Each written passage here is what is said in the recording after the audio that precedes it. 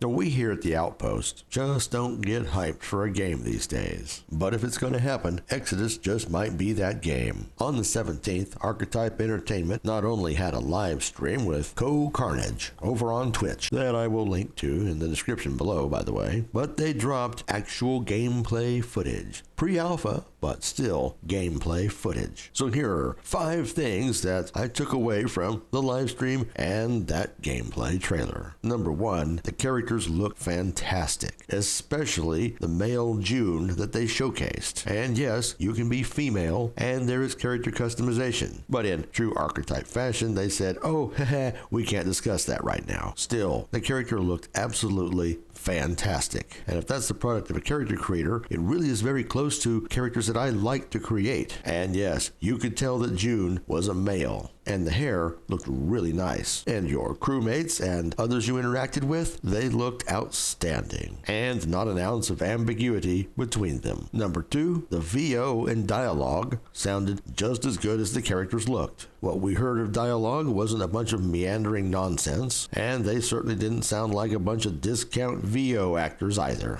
I did check, and IMDb only lists Matthew McConaughey at this point, so we don't really have a list of who these other folks are. Number 3, the graphics are exactly what you would expect from a modern AAA Unreal 5 engine game. And yes, there was plenty of purple, but it wasn't over the top, and it wasn't so that you couldn't actually see what was happening on the screen. Number 4, the action looked like a mix of melee and ranged combat. It appeared we had combos, along with some nifty verticality. Of course, we didn't see a UI, so we don't know how these things were triggered, but it looked smooth and, dare I say, very Mass Effect-like. And number 5, a slight departure from actually the game, is the enthusiasm of Architype Entertainment. We've mentioned several times about the Chinese room and their lack of enthusiasm. They're the ones developing Vampire the Masquerade Bloodlines 2, and how their enthusiasm seems to be as dead as the character you're going to play. James Olin and Chad Robertson, the 2 head honchos on Architype Entertainment, and their close working partner Tim Miller of Blur were absolutely freaking stoked about this game. You could hear it in their voice and see it in their mannerisms. They did not seem to be resigned to getting a product out the door and moving on. And no, this is not a direct indicator of the quality of the game, but it does play a large part in just how hard they drive to make the game they really want to make. I would much rather see a developer happy about their product and willing to show it than just kind of describing it. And beyond the 5 takeaways from the live stream and the trailer, we didn't learn any new information. We already knew there were romances, we knew there was a character creator, that it was third person, and that choice and consequence were major factors. The live stream portion was really to introduce those who might not know anything about the game and help stoke the hype machine. It also seems likely that we might actually get additional short features like the one in Secret Level, which, by the way, was the best episode of them all. It told a complete story, did a great job of illustrating the lore, and we got to see some pretty nifty action sequences. But again, the story was really the good part of that show. So all in all, the live stream and the trailer really showcased a lot of the things we wanted to see. Now they just need to show us all those nifty RPG mechanics